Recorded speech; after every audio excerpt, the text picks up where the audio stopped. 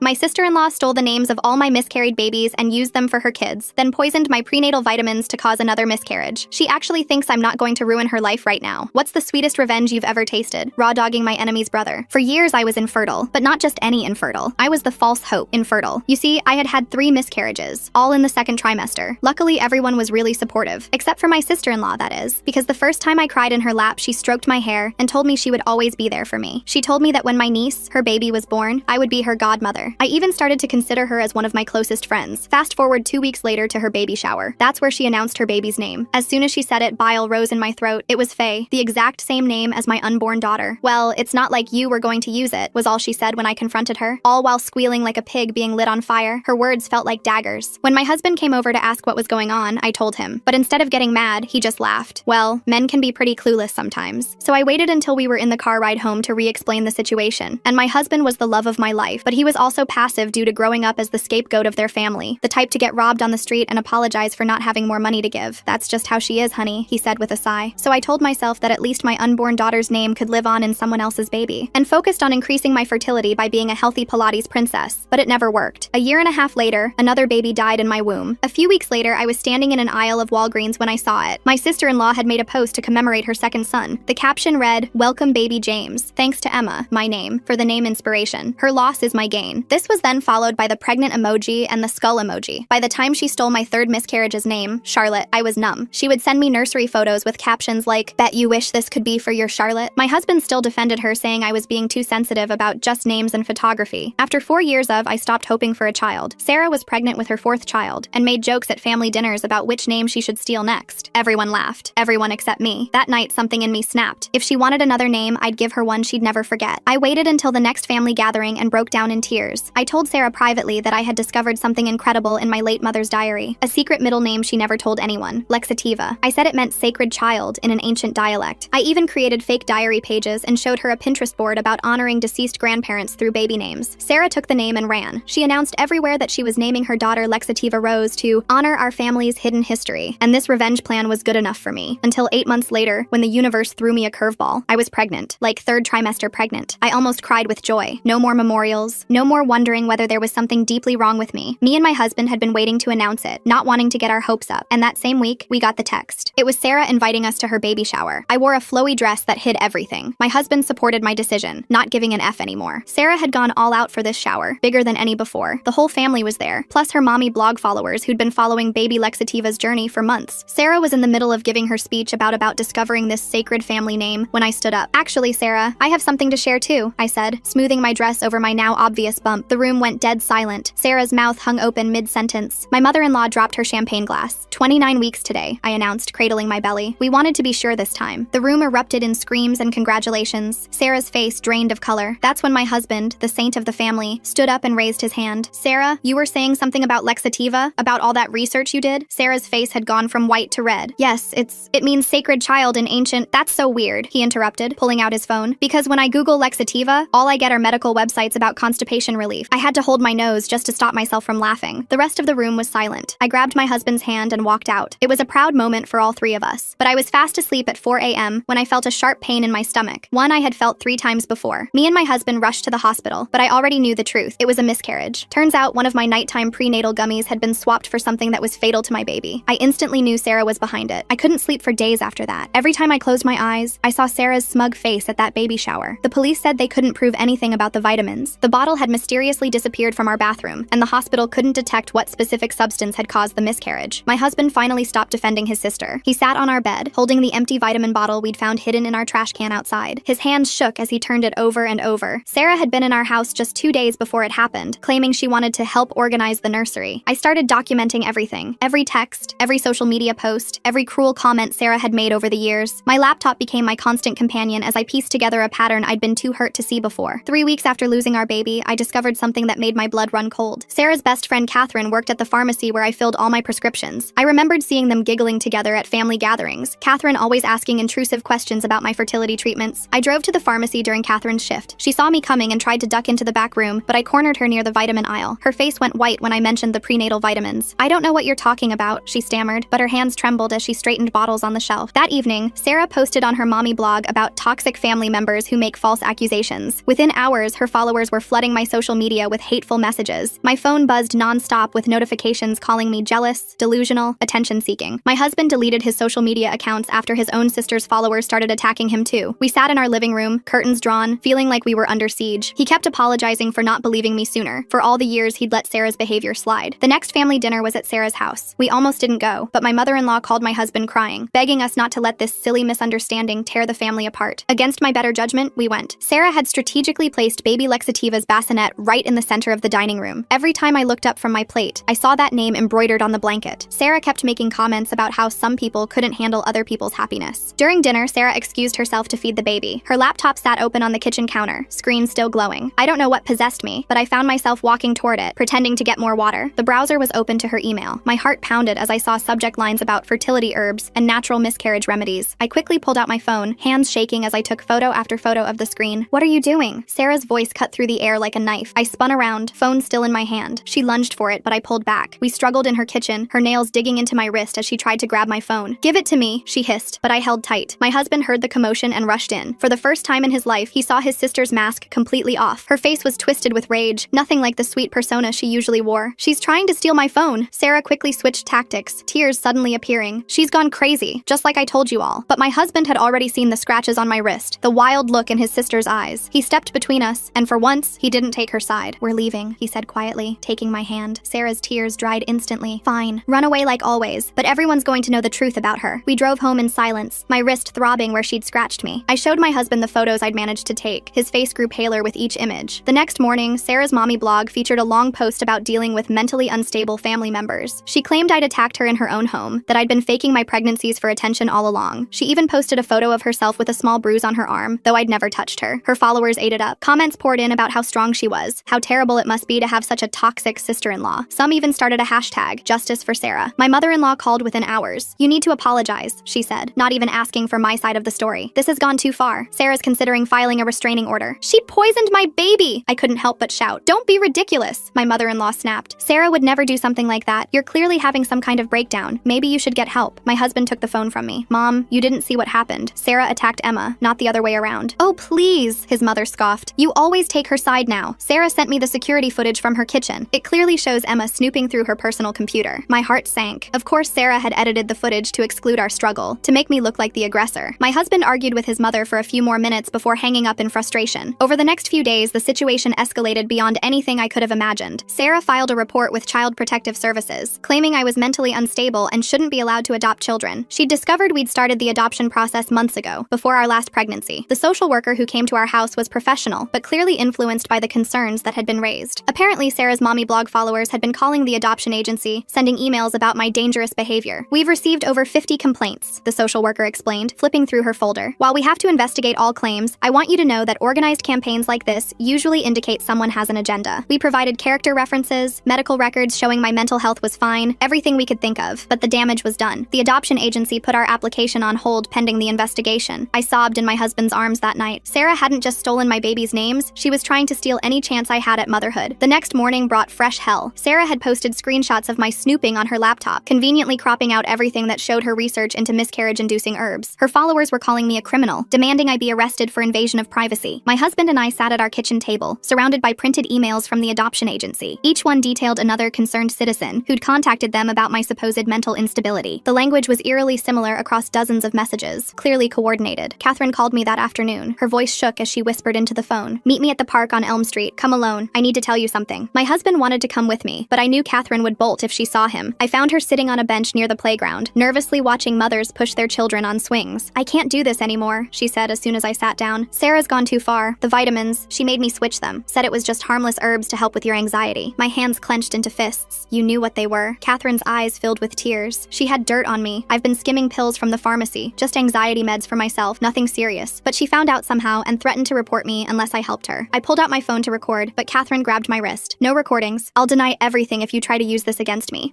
I wanted you to know I'm sorry, and to warn you, she's not done." "What do you mean she's not done?" Catherine glanced around nervously. "She's been stealing your mail, has copies of all your adoption paperwork. She knows which agency you're using, who your caseworker is, everything." My blood ran cold. We'd been wondering why some of our mail seemed to go missing. Catherine stood to leave, but I grabbed her arm. "You have to tell someone. The police, the adoption agency, anyone." She yanked away from me. "I can't lose my job. I have kids too." She hurried away, leaving me alone on the bench. That evening, my husband installed security cameras around our house. We changed all our locks and had our mail forwarded to a post office box. It felt like we were preparing for war. Sarah's next move came at Thanksgiving dinner. The whole family gathered at my mother-in-law's house, tension thick enough to cut with a knife. Sarah arrived late, making a grand entrance with all 4 of her children dressed in matching outfits. During dinner, she kept making pointed comments about people who can't let go of the past and the importance of mental health treatment. My husband's jaw clenched tighter with each jab, but he stayed silent. Then, as we were clearing dessert plates, Sarah stood up and clinked her wine glass. "I have an announcement." The room fell silent. Sarah's hand moved to her stomach in that familiar gesture I'd made so many times before. "We're expecting again, and I've already chosen the perfect name." My mother-in-law gasped with delight. "Oh, Sarah, how wonderful." "Yes," Sarah continued, her eyes locked on mine. "If it's a girl, we're naming her Margaret, after Emma's dear departed mother." The room spun. My mother had died just 6 months ago, her name the last sacred thing I had left. I stood so quickly my chair toppled backward. "You wouldn't dare," I whispered. Sarah's smile was pure venom. "Why not? It's such a beautiful name, and someone should use it since you clearly can't." My husband was on his feet now too. "That's enough, Sarah. You've crossed every line." "Have I?" Sarah's voice rose to a shriek. "She's the one who broke into my computer. She's the one spreading lies about me. I'm just trying to honor family traditions. By stealing the names of dead babies?" My husband's voice was deadly quiet. The room erupted. My father-in-law started shouting about keeping the peace. Sarah's husband looked confused, asking what was really going on. The children started crying. In the chaos, Sarah grabbed her phone and started live streaming to her mommy blog followers. "You can see how I'm being attacked in my own family," she said to the camera. "All because I want to honor my sister-in-law's mother." My husband grabbed my hand. "We're leaving." As we headed for the door, Sarah called out, "Oh, Emma, you might want to check with the adoption agency. I heard they received some very interesting information about your mental health history." We drove home in silence, both of us too angry to speak. When we got home, there was a message on our answering machine from our adoption caseworker, asking us to call urgently. My hands shook as I dialed the number. The caseworker's voice was carefully neutral as she explained that they'd received documentation, suggesting I'd been hospitalized for psychiatric issues multiple times. "That's not true," I said, my voice breaking. "I've never been hospitalized for anything except my miscarriages." "I understand," she said, "but we need to investigate these claims. Can you provide your complete medical history?" After I hung up, my husband found me sobbing on our bedroom floor. He held me as I cried, whispering promises that we'd fight this, that Sarah wouldn't win. The next day, we went to the hospital to request my medical records. The administrator pulled up my file, then frowned. "This is strange. There are entries here I don't recognize." My heart sank as she showed us the screen. Someone had added fake psychiatric admissions to my electronic records, complete with diagnoses of delusional disorder and pathological lying. "This is fraud," the administrator said. "We'll need to investigate how someone accessed our system." It took 2 weeks to get the fake entries removed and documented as fraudulent. During that time, Sarah escalated her campaign. She created fake social media accounts in my name, posting unhinged rants about wanting to steal other people's babies. She sent anonymous tips to my employer about my mental instability. My husband started recording everything. He bought a small camera he wore on his shirt, documenting every interaction with his family. His mother called him paranoid, but he didn't care anymore. The breakthrough came from an unexpected source. Sarah's eldest daughter, Faye, now 8 years old, called our house one evening when her parents were out. "Aunt Emma," her small voice said, "I need to tell you something. Mommy makes us lie about you." My husband quickly started recording as Faye explained how her mother made her and her siblings tell people I was mean to them, that I scared them, that I said bad things about their family. "She practices with us," Faye said, "makes us repeat the lies until we say them right. I don't want to anymore. You've never been mean to us." We saved the recording, adding it to our growing pile of evidence. But Sarah must have found out about Faye's call, because the next day she posted about how I was manipulating innocent children and turning them against their mother. Her followers were rabid, sending death threats to my social media accounts. Someone posted my work address, and protesters showed up at my office with signs calling me a baby killer and child predator. My boss called me into his office. "I know this is personal," he said, "but it's affecting the company. Maybe you should take some time off until this blows over." I was effectively suspended from my job. Sarah had managed to destroy my reputation, my career prospects, and my chance at adoption, but she wasn't satisfied yet. 2 weeks later, my husband's grandmother celebrated her 90th birthday. We debated not going, but his grandmother had always been kind to me, and I didn't want to disappoint her. The party was at a restaurant, neutral ground we thought would be safe. Sarah arrived late, as usual, making sure all eyes were on her. She air-kissed relatives and gushed about her pregnancy, now showing prominently. During the cake cutting, I excused myself to use the restroom. Sarah followed me in, checking the stalls to make sure we were alone before turning to face me. "You should just give up," she said conversationally, applying lipstick in the mirror. "You're never going to be a mother. The adoption agency has already rejected your application." "Oh, didn't you know? I have a friend who works there." I stayed silent, remembering my husband's camera was recording everything. Sarah continued, mistaking my silence for defeat. "It was so easy, really. Catherine at the pharmacy, my friend at the hospital who helped with your medical records, the social worker who owed me a favor. You never stood a chance." "Why?" I finally asked. "What did I ever do to you?" Sarah's reflection smiled at me. "You married him. You took my brother away from me. He was supposed to always put me first, and then you came along with your fertility sob story, and suddenly he cared more about you than me. So you unalived my babies?" Sarah laughed. "I didn't unalive anything. You did that all on your own. I just helped nature along with the last one. Consider it a favor. You're clearly not meant to be a mother." I left the bathroom without another word, my heart pounding. everything. We finally had her confession on tape, but when my husband checked the camera that night, the battery had mysteriously died just before Sarah followed me into the bathroom. We had nothing. The next blow came from Sarah's husband, who called my husband asking to meet privately. We assumed he was going to threaten us, but instead, he looked exhausted and defeated. "I found her journal," he said, sliding a leather notebook across the table. "I wasn't snooping. It fell out of her purse. I think you need to see this." The journal was Sarah's, and it was damning. Page after page detailed her plans to destroy me, her glee at each miscarriage, her coordination with Catherine and others to sabotage my life. But most disturbing were the entries about other family members she'd targeted over the years. She'd poisoned her mother-in-law's cat because the woman had suggested she wait to have children. She'd sabotaged her cousin's wedding by sleeping with the groom. She'd gotten her college roommate expelled by planting substances in her dorm room. "I don't know who I married," Sarah's husband said, his voice broken. "The kids. I'm filing for divorce. I'll testify about what I found if you need me to." We photocopied every page of the journal before returning it. Finally, we had real evidence. But Sarah struck first. The next morning, police showed up at our door with a warrant. Someone had reported that we were dealing substances, and they needed to search our house. My husband and I stood in our living room, watching officers tear apart our carefully rebuilt life. They found nothing, of course, but the damage was done. Our neighbors watched from their windows as police cars lined our street. After the police left, we found a note tucked under our doormat. Sarah's handwriting: "Stop now, or next time they'll find something." That night, my husband and I made a decision. We would take everything we had to the family, force them to see the truth about Sarah once and for all. We called a family meeting at my mother-in-law's house, saying we had important news to share. Sarah arrived looking smug, probably thinking we were going to announce our surrender. Instead, my husband connected his laptop to the TV and began presenting our evidence. The journal entries, the photos from Sarah's computer, the testimony from her husband, even Faye's recorded confession about being forced to lie. The room was silent as the evidence mounted. Sarah's face went from smug to panicked to furious. When we showed the journal entry about her poisoning the cat, my mother-in-law gasped. "Whiskers didn't just die," she whispered. Sarah jumped to her feet. "This is all fake. They're trying to frame me because they're jealous of my perfect family." But her husband stood up too. "It's true. All of it. I've seen the original journal. Sarah, you need help." The dam broke. Other family members started sharing their own stories about Sarah's cruelty over the years. Her pattern of behavior became undeniable. Sarah's mask finally shattered completely. She screamed at everyone, calling them liars and traitors. She grabbed a vase and threw it at the wall, sending shattered glass across the room. "You want to destroy me?" she shrieked at me. "You barren witch. You'll never have what I have. Never." Her eldest son, James, started crying. "Mom, stop. You're scaring us." But Sarah was beyond reason. She lunged at me, and this time I didn't back down. My husband and hers had to pull us apart as she clawed at my face, screaming obscenities. "I should have used something stronger in those vitamins," she screamed. "I should have made sure you could never even try again." The room went completely still. Even Sarah seemed to realize what she'd just admitted. My father-in-law's voice was cold. "Get out of my house. Don't come back." Sarah looked around the room at her family, her children, her husband. All of them were looking at her with horror and disgust. "Fine," she spat, "but I'm taking my children." "No," her husband said firmly. "You're not. Kids, come here." All 4 children ran to their father, even baby Lexativa in Faye's arms. Sarah stood alone in the center of the room, finally seeing the consequences of her actions. She left without another word, slamming the door behind her. The family sat in stunned silence for a moment before my mother-in-law started crying. "I'm so sorry," she sobbed, reaching for my hand. "I should have believed you. All those babies. I'm so sorry." The aftermath was swift. Catherine, terrified of losing her pharmacy license, came forward with a full confession about switching my vitamins. She provided receipts, text messages from Sarah, everything needed to prove what had happened. Sarah's husband filed for emergency custody and a restraining order. The divorce papers cited her journal as evidence of her being an unfit mother. He also shared that he'd found searches on her computer for how to induce miscarriage dating back years. Sarah's mommy blog imploded when someone leaked excerpts from her journal to her followers. The woman who'd built her brand on being the perfect mother was exposed as a calculating sociopath who'd poisoned family members and sabotaged pregnancies. Within days, she lost everything: her husband, her children, her family, her online following. The adoption agency called to apologize and reactivate our application, noting that the fraudulent complaints would actually strengthen our case by showing we could handle adversity. 3 months later, my husband and I stood in a courthouse, finalizing the adoption of newborn twins. We named them Charlotte and James, reclaiming the names Sarah had stolen. As we signed the papers, I thought about the long journey that had brought us here. Sarah was facing criminal charges for the vitamin tampering, though her lawyer was pushing for a plea deal involving mental health treatment instead of jail time. Her children were thriving with their father, finally free from their mother's toxic influence. Faye had started calling me Aunt Emma again, and she'd asked if she could help babysit the twins when they were older. "I want to be a good big cousin," she'd said, "not like my mom was a sister." As we drove home with our babies, my husband reached over and squeezed my hand. We'd survived Sarah's campaign of terror, and somehow we'd come out stronger. The twins gurgled in their car seats, and I smiled through my tears. Sarah had tried to steal everything from me, but in the end, she'd only stolen from herself. I had my family, my babies, my life back. And Sarah? She had exactly what she'd always given others: nothing but the consequences of her own cruelty. The courthouse adoption ceremony ended at noon. By 12:30, Sarah was already causing problems. My husband spotted her first, standing across the street from the courthouse steps where we were taking photos with Charlotte and James. She wore oversized sunglasses and a baseball cap, but her rigid posture gave her away. "Don't look," he whispered, shifting to block her view view of the twins. The photographer noticed our tension and suggested we move to the courthouse garden. As we walked away, I heard rapid footsteps behind us. Sarah had crossed the street. "Those should have been my names to give," she called out. Security intercepted her before she got close. We watched them escort her away while she shouted about her rights as an aunt. The twins slept through it all, unaware of the drama surrounding their first official day as ours. That afternoon, we discovered Sarah had been busier than we thought. Our adoption announcement on social media, posted by my mother-in-law with our permission, had been screenshot and reposted on Sarah's new blog with commentary about baby thieves and name stealers. Catherine texted me a warning. Sarah had been at the pharmacy that morning, asking strange questions about infant medications and allergies. Catherine had refused to give her any information and alerted her manager, but the encounter left everyone uneasy. We installed a doorbell camera that evening. My husband also changed our pediatrician to one across town, just to be safe. The twins needed their first checkup next week, and we weren't taking chances. Sarah's husband called the next day with disturbing news. She'd broken into his house while the kids were at school, taking photo albums and baby clothes. She'd also left a note demanding visitation with her children. "The restraining order covers the kids too," he assured us. "But she's getting desperate. She's been staying with different friends, telling them you've all turned against her for no reason." 3 days later, Sarah showed up at my husband's workplace. She'd waited in the parking garage, approaching him as he walked to his car. My husband immediately started recording on his phone. "You poisoned everyone against me," she said, blocking his path. "Even my own children won't talk to me." My husband tried to step around her, but she moved with him. "Sarah, you need to leave. You're violating the restraining order. That piece of paper means nothing. You're my brother. You're supposed to protect me, not destroy me. You destroyed yourself," he said quietly. Sarah's face contorted. She grabbed his phone and threw it against the concrete wall. It shattered on impact. Then she ran to her car and sped away before security arrived. The broken phone meant we lost that recording, but the parking garage cameras caught everything. My husband filed a police report, and a warrant was issued for Sarah's arrest. She evaded police for a week. During that time, she created dozens of fake social media profiles, flooding our accounts and our employers' pages with accusations. She claimed we'd stolen her children, ruined her marriage, and planted evidence against her. One profile particularly stood out. It used photos of Charlotte and James from the courthouse, edited to include Sarah holding them. The captions claimed they were her twins that we'd kidnapped. Several of her old blog followers, still loyal despite everything, shared the posts. My boss called me back into his office. "I know this isn't your fault," he said, sliding a printed screenshot across his desk. "But HR is concerned. These accusations of kidnapping, even though they're false, they're affecting our workplace." I stared at the fabricated photo of Sarah with our twins. "What are you saying? Take extended leave. Paid. Let this situation resolve, then we'll reassess." I cleaned out my desk that afternoon, trying not to cry. Sarah had now cost me my active employment along with everything else. That night, Faye called again. Her voice was barely a whisper. "Aunt Emma, Mom's here. She's outside Dad's house. She keeps texting me to let her in." My husband immediately called his brother-in-law while I stayed on with Faye. We could hear Sarah pounding on the door, shouting for her children. "She says she has new vitamins for the baby," Faye whispered. "Special ones to make her smart like her." My blood ran cold. "Faye, don't open that door. Stay away from the windows." Police arrived within minutes. We listened over the phone as they arrested Sarah. She screamed the entire time about her rights as a mother, how we'd all conspired against her, how she just wanted to give her baby vitamins. They found a bottle of unmarked pills in her purse. Sarah spent 2 nights in jail before making bail. Her lawyer argued she was having a mental health crisis and needed treatment, not incarceration. The judge agreed to bail with conditions. She had to wear an ankle monitor and stay away from all family members. The pills tested positive for a mild sedative, nothing immediately dangerous but completely inappropriate for an infant. It was enough to add attempted child endangerment to her charges. Sarah's former friends began distancing themselves as more truth emerged. One of them, a woman named Patricia who'd been housing Sarah, called me directly. "I'm sorry," Patricia said. "I believed her stories about you, but then I caught her in my medicine cabinet at 3 a.m. going through my prescriptions. When I confronted her, she said she was just looking for aspirin, but you don't believe her," I finished. "No, and there's more. She's been using my computer to create those fake profiles. I have screenshots of everything." Patricia emailed us dozens of screenshots showing Sarah's activity, creating fake accounts, editing photos, coordinating harassment campaigns. It was all there, time-stamped and undeniable. We added it to our evidence file, which had grown thick enough to fill a banker's box. My husband organized everything chronologically, preparing for the criminal trial. Meanwhile, we focused on our new life with the twins. They were thriving, gaining weight, and starting to smile. Charlotte had my husband's eyes, while James had my stubborn chin. Every milestone felt like a victory Sarah couldn't steal. The adoption agency called with a follow-up visit. The social worker who came was the same one who'd investigated Sarah's false claims. She smiled when she saw how well the twins were doing. "I want to apologize again for the investigation," she said, watching Charlotte grip my finger. "It's clear now that those complaints were malicious. We understand you had to follow protocol," my husband said. "Yes, but I want you to know we've flagged Sarah's name in our system. If she ever tries to adopt or interfere with another adoption, we'll know immediately." It was a small comfort, but we'd take any protection we could get. Sarah's next move came through her lawyer. She was suing for grandparent rights, claiming we were alienating her from her rightful relationship with the twins. The lawsuit was baseless. She wasn't their biological grandmother and had no standing, but we still had to respond. Our lawyer laughed when he read the filing. "She's grasping at straws. No judge will even hear this case." He was right. The lawsuit was dismissed within a week, but Sarah didn't stop there. She started showing up at places she knew we'd be: the grocery store, the park, the pediatrician's office. close, always staying just far enough away to not violate the restraining order's distance requirement, but close enough to make her presence known. One afternoon at the park, she sat on a bench 50 feet away, staring at us the entire time. Other parents noticed and moved their children away from her. When a concerned mother asked if we knew her, I simply said she was someone we had a restraining order against. Word spread quickly through the playground. Sarah must have realized her tactics weren't working because she changed approach. She started sending letters to our house through her lawyer, claiming she wanted to reconcile. Each letter contained subtle threats wrapped in language of forgiveness and family healing. "I forgive you for turning my family against me," one letter read. "I'm willing to move past the lies you've spread if you'll just let me be part of the twins' lives. They need their aunt. Don't make me prove how much." We gave every letter to our lawyer and the police. The detective handling her case told us they were building a strong harassment case on top of the existing charges. Catherine reached out again, this time with more information. "Sarah's been texting me from different numbers," she said, "offering me money to get information about your prescriptions. I've blocked every number, but they keep coming." She forwarded us the screenshots. Sarah was offering increasingly large amounts, money we knew she didn't have since her husband had frozen their joint accounts during the divorce. The divorce proceedings were moving quickly. Sarah's husband had been granted full custody, and Sarah was only allowed supervised visitation at a court-appointed facility. According to him, she'd shown up to exactly one visit, spent the entire time telling the children how everyone was lying about her, and hadn't returned since. "The kids are in therapy," he told us during a coffee meeting. "Faye especially. She feels guilty for telling you about the lies. I keep explaining she did the right thing." We assured him we'd be happy to talk to Faye anytime she needed reassurance. The poor girl had been carrying the weight of her mother's manipulation for years. 2 months after the adoption, Sarah made her biggest mistake yet. She managed to get hired at a daycare center in the next town over, using her maiden name and somehow passing the background check before her charges were fully processed. We only found out because another mother recognized her from the mommy blog drama and alerted the daycare management. They fired her immediately and reported the incident to Child Protective Services. This violation of working with children while under investigation for child endangerment added another charge to her growing list. Her lawyer dropped her as a client, citing irreconcilable differences in legal strategy. Sarah represented herself at the next hearing. She showed up in an ill-fitting suit, her hair unwashed, dark circles under her eyes. She rambled for 20 minutes about conspiracy theories and family betrayal before the judge cut her off. "Ms. Sarah," the judge said sternly, "you need proper legal representation. I'm appointing you a public defender." "I don't need help," Sarah insisted. "I just need people to listen to the truth." "The truth according to whom?" the judge asked. "According to me. I'm the victim here." The judge scheduled another hearing and ordered Sarah to undergo a psychiatric evaluation. She stormed out of the courtroom, shouting about injustice. In the parking lot, she confronted us again. This time, my husband and I were ready. We both had our phones recording as she approached. "Enjoy them while you can," she hissed, gesturing toward the twins in their car seats. "You think you've won, but I know things. I know which formula you buy, which diapers you use, where you take them for walks." "Sarah, you're being recorded," my husband said calmly, "and you're violating the restraining order." She laughed, a sound devoid of sanity. "Restraining order? You mean that joke of a paper? I've violated it a dozen times. Following you is easy when you're so predictable." "Thank you for the confession," I said, ending the recording. Her face went white as she realized what she'd done. She turned and ran to her car, but court security was already approaching. They detained her until police arrived. This time, bail was revoked. Sarah would await trial from jail. The judge cited her confession of multiple restraining order violations and the escalating pattern of behavior as reasons for holding her. Her husband brought the kids to visit us the week after Sarah's incarceration. It was the first time they'd seen the twins in person. Faye was gentle and sweet with them, while James and the other children were curious but careful. "Mom's in jail?" little James asked his father. "Yes, buddy. She made some bad choices." "Is it our fault?" Charlotte asked, her 7-year-old face creased with worry. "No, sweetheart. Nothing Mom did is your fault. She's sick in her mind and needs help." The kids seemed to accept this explanation. They played with the twins' toys and helped feed them bottles. It was a glimpse of what family gatherings could have been like if Sarah hadn't poisoned everything with her jealousy. My mother-in-law came by later that week. She'd aged years in the past months, the stress of Sarah's actions weighing heavily on her. "I failed her somehow," she said, watching the twins sleep. "I must have. Normal people don't do what she did." "Mental illness doesn't mean you failed as a parent," my husband told her gently. "Sarah made choices. Bad ones. That's on her, not you." We spent the afternoon looking through old photo albums, pictures of Sarah as a child, smiling and seemingly normal. My mother-in-law pointed out moments she now recognized as warning signs. Sarah's rage when she didn't win a game, her manipulation of younger cousins, the mysterious illness of a classmate who'd struck her for class president. "I always made excuses," my mother-in-law admitted. "Said she was competitive, driven. I never wanted to see what was really there." The criminal trial was set for 6 months out. Sarah's public defender was trying to build an insanity defense, but the prosecutor felt confident. The evidence was overwhelming, from Catherine's testimony to the journal entries to Sarah's own recorded confessions. We settled into a new routine: park visits without looking over our shoulders, doctor appointments without fear of tampering, family dinners where Sarah's name rarely came up. The twins grew bigger every day, their personalities emerging. Charlotte was the serious one, studying everything with intense focus. James was all smiles and giggles, charming everyone he met. They were perfect, and they were ours, and Sarah couldn't touch them from behind bars. The daycare center where Sarah had briefly worked sent us a letter. They were implementing new background check procedures because of what happened. They also offered us free childcare if we ever needed it, their way of apologizing for the security lapse. We declined politely. The twins would stay with family or trusted friends when everyone needed. Trust was earned slowly these days. Catherine sent a final text. I'm moving. New job, new state. I need to start over where no one knows what I did. I'm sorry again. Take care of those babies. I didn't respond. Some bridges, once burned, couldn't be rebuilt. 5 months into Sarah's incarceration, we got unexpected news. She was pregnant. Apparently, she'd been seeing someone before her arrest, and now faced giving birth in prison. Her husband was devastated. Those kids don't deserve another sibling born into this mess, he said. And who knows what she took while pregnant? She wasn't stable. The pregnancy added another layer of complexity to the trial. Her lawyer pushed harder for the insanity defense, arguing no sane woman would commit crimes while pregnant. The prosecutor countered that Sarah's calculated actions showed clear premeditation, not insanity. We attended every pre-trial hearing, sitting quietly in the back, bearing witness. Sarah grew larger and more disheveled with each appearance. She'd stare at us with naked hatred, her hands cuffed over her expanding belly. During one hearing, she exploded. "They stole my life," she screamed, pointing at us. "My babies, my family, everything! And now they sit there judging me!" The judge ordered her removed from the courtroom. As guards escorted her out, she turned back one more time. "Charlotte and James were supposed to be mine." The courtroom was silent after her outburst. Even her lawyer looked defeated. A month before trial, Sarah went into labor. The baby, a girl, was born healthy despite everyone's fears. Sarah named her Emma. My hands shook when I heard. Even now, even after everything, she was trying to hurt me, using my name for her child conceived in chaos and born in custody. Child Services took baby Emma immediately. Sarah had no rights to her, given her current situation and charges. The baby went to foster care while the state decided on permanent placement. Sarah's husband considered taking her but ultimately decided against it. "My kids have been through enough," he explained. "I can't bring home their half-sister as a constant reminder of their mother's breakdown." The trial began on a cold February morning. Charlotte and James were 11 months old, walking and babbling their first words. We left them with my father-in-law and took our seats in the courtroom. Sarah entered in shackles, her postpartum body shrouded in an orange jumpsuit. She'd lost weight since giving birth, her face gaunt and hollow. She found us immediately in the gallery, her stare unwavering. Catherine testified first, detailing how Sarah had blackmailed her into switching my vitamins. She broke down crying during cross-examination, but stuck to her story. The pharmacy had already revoked her license. This testimony was part of her plea deal. Sarah's husband went next, presenting the journal and describing years of manipulative behavior he'd been blind to. He shared stories of Sarah's escalating cruelty toward family members, her obsession with control, her inability to accept any perceived slight. When it was my turn to testify, I spoke clearly and calmly about the stolen names, the poisoned vitamins, the systematic destruction of my life. I showed photos of the twins, healthy and thriving despite Sarah's attempts to prevent their existence. She wanted me to suffer, I said, meeting Sarah's gaze, because I had something she couldn't control, her brother's love and loyalty. Sarah's lawyer tried to paint me as vindictive, suggesting I'd orchestrated everything to steal Sarah's life. But the evidence spoke louder than his theories. The prosecution presented everything: the emails, the fake social media accounts, the doctored medical records, the harassment campaign. They played recordings of Sarah's threats and confessions. They showed the jury the unmarked pills she'd brought to her children's house. Sarah testified on her own behalf against her lawyer's advice. She rambled about conspiracies and betrayal, claiming I'd been planning to destroy her from the day I met her brother. She insisted the vitamins were meant to help me, that the names were coincidences, that everyone was lying. "I'm a good mother," she insisted, tears streaming down her face. "They took my babies away because they're jealous of what I had." The prosecutor's cross-examination was brutal. He walked her through each piece of evidence, forcing her to confront her own words and actions. Sarah's story changed with each question, contradictions piling up. Finally, he asked, "Did you or did you not tamper with Emma's prenatal vitamins?" Sarah was silent for a long moment. Then quietly, "She didn't deserve to be a mother." The courtroom erupted. The judge called for order while Sarah's lawyer put his head in his hands. She'd just confessed on the stand. Closing arguments were brief. The evidence was overwhelming, the confession damning. The jury deliberated for less than 2 hours, guilty on all counts. Sarah showed no emotion as the verdict was read. She stared straight ahead, her face blank. The judge scheduled sentencing for the following month. Outside the courthouse, reporters waited. We pushed past them without comment. There was nothing to say. Justice had been served, but it brought no joy. A family was shattered, children motherless, a baby girl named Emma growing up in foster care. The sentencing hearing was quieter. Sarah appeared medicated, her movements slow and deliberate. Character witnesses spoke on both sides. Her children didn't attend. The judge sentenced her to 15 years with possibility of parole in 7. She'd serve her time in a facility with a mental health program. It was more lenient than the prosecutor wanted, but harsher than her lawyer hoped. As guards led her away, Sarah turned one last time. "Take care of my Emma," she said softly. I didn't know if she meant me or the baby, maybe both, maybe neither. We drove home to our twins, who greeted us with smiles and outstretched arms. Charlotte had learned to say mama while we were gone. James demonstrated his new ability to stack blocks. That night, after the twins were asleep, my husband and I sat on our porch. The stars were bright, the air crisp. We didn't talk about the trial or Sarah or the years of pain. We just sat together, breathing in peace. 2 weeks later, we got a call from Child Services. Sarah's baby Emma needed a permanent placement. Would we consider adopting her? My husband and I looked at each other, then at our twins playing on the floor. Charlotte was trying to feed James a toy car while he giggled. They were so happy, so innocent. "We'll think about it," I told the social worker. That night, we talked for hours. Could we raise Sarah's child? Could we look at her every day and not see her mother? Could we deny an innocent baby a loving home because of who gave birth to her? In the end, end. Love one. Baby Emma joined our family 3 months later. We kept her first name but gave her a new middle name, Hope. Sarah's children visited often. They adored all 3 babies, especially Faye, who took her role as eldest cousin seriously. Their father started dating a kind woman who treated the kids well. Healing was slow but happening. My mother-in-law found peace in being a grandmother. She doted on all the children equally, making up for lost time. She never mentioned Sarah unless asked, and even then only briefly. She's getting help, was all she'd say. That's what matters now. I returned to work when the twins turned 2. My boss welcomed me back with a promotion, acknowledging how professionally I'd handled an impossible situation. My coworkers threw a small party, complete with baby photos on my desk. Life settled into a new normal. 3 children under 3 was chaos, but beautiful chaos. Emma grew to look nothing like her biological mother, all bright smiles and gentle nature. The twins accepted her as their sister without question. We told them the truth in age-appropriate ways as they grew, about families being complicated, about mental illness, about choosing love over hate, about how sometimes people who should love you can't, but that doesn't mean you're unlovable. Catherine wrote once, a long letter of apology and updates on her new life. She was in therapy, working at a hospital, trying to make amends for her choices. I wrote back once, wishing her well. Some forgiveness takes time. Sarah's husband remarried when his youngest turned 10. The wedding was small but joyful. All 4 kids were in the wedding party, beaming with happiness. They'd found stability again. We received occasional updates about Sarah from her lawyer. She was taking her medication, attending therapy, working in the prison library. She'd found religion, then lost it, then found it again. She wrote letters to her children that her ex-husband saved unopened, waiting for them to decide if they wanted to read them someday. She never wrote to us. We were grateful for that. On the twins' 5th birthday, we threw a big party. All the cousins came, along with school friends and neighbors. Faye, now a teenager, helped organize games. Sarah's other children sang happy birthday with genuine joy. Baby Emma, now 3, tried to blow out her siblings' candles. Charlotte stopped her gently while James laughed. They were so patient with their little sister, protective and loving. My husband's grandmother, now 95, sat in her wheelchair beaming. She'd lived to see her family heal from the fractures Sarah had caused. She held baby Emma on her lap, whispering stories about the family's history, the good parts. That night, after cake and presents and too much excitement, we tucked 3 exhausted children into bed. Charlotte insisted on one more story. James wanted extra cuddles, and Emma needed her special blanket arranged just right. As I closed Emma's door, I thought about Sarah in her cell. Did she think about the children she'd lost through her own actions? Did she regret the path she'd chosen? Did she ever accept responsibility? I'd never know, and that was okay. Her journey was hers alone now. My husband found me in the hallway, pulling me into a hug. We'd survived the impossible and built something beautiful from the ashes. Our children were happy, healthy, loved. That was what mattered. The next morning brought the usual chaos. Spilled cereal, lost shoes, arguments over toys, normal family life. Charlotte helped Emma find her favorite dress while James fed the dog breakfast. They were good kids, kind kids, despite or perhaps because of their origin story. My phone buzzed with a text from Faye. Can I babysit this weekend? I want to practice for when I have kids someday. I smiled, typing back yes. The cycle of family continued, healthier now, built on truth and choice rather than manipulation and pain. Sarah had tried to destroy us with her jealousy and cruelty. Instead, she'd created a larger, stronger family united by love and resilience. Her biological children thrived without her poison. Her baby grew surrounded by the love she'd tried to deny others. And us? We had everything she'd wanted, not because we'd stolen it, but because we'd earned it through patience, perseverance, and the choice to love even when it hurt. The twins started kindergarten that fall. Charlotte organized her supplies with military precision, while James charmed his teacher within minutes. Emma watched them leave with tears, counting the days until she could join them. We stood at the bus stop, 3 parents waving goodbye. My husband squeezed my hand as the bus pulled away. We'd made it. Despite everything, we'd made it. That afternoon, while Emma napped, I finally opened the box I'd kept in our closet. Inside were the ultrasound photos of our lost babies, the ones whose names Sarah had stolen. I looked at each one, remembering the hope and heartbreak they represented. Then I added new photos: Charlotte, James, and Emma playing together. Life from loss, joy from sorrow, family from the ashes of another's destruction. I closed the box and put it away. The past was honored but not dwelt upon. The present demanded too much attention, too much love, too much life to waste time on what might have been. Downstairs, Emma was awake, calling for snacks. I headed down to meet her, ready for whatever came next. We'd survived Sarah's worst. Everything else was just life. Messy, beautiful, ordinary life. And that was more than enough.